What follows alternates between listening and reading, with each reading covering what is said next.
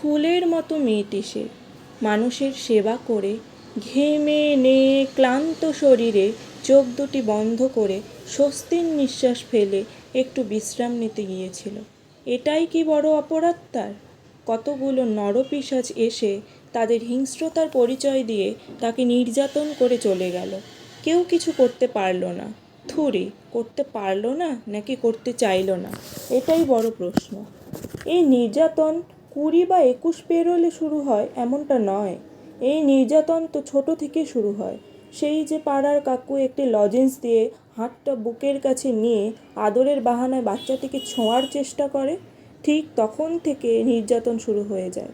তারপর বিন্দু বিন্দু করে সিন্ধু তৈরি হয়, অর্থাৎ সমাজে তৈরি হয় এক মানুষরূপী নরপিশাচের।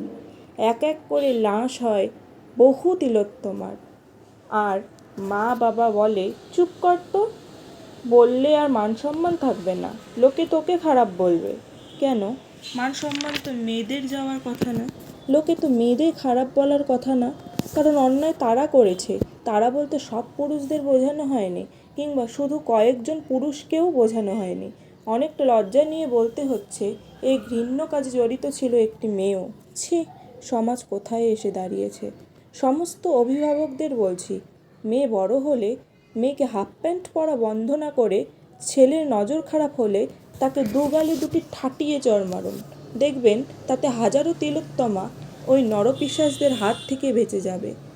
ঘরের থেকে শুরু করুন সেই মানুষরূপী পশুদের শাসন করা, যাতে কোনো অন্যায় করার আগে আপনার হাতের চড়ের কথা তার মনে পড়ে। শুধু ডক্টর মৌমিতার নয়, আমরা বিচার চাই পৃথিবীর অলিতে গলিতে লুকিয়ে থাকা প্রত্যেকটি অত্যাচারিত মৌমিতাদের সম্মান নষ্ট করা প্রত্যেকটি নরপিশাচের বিচার চাই।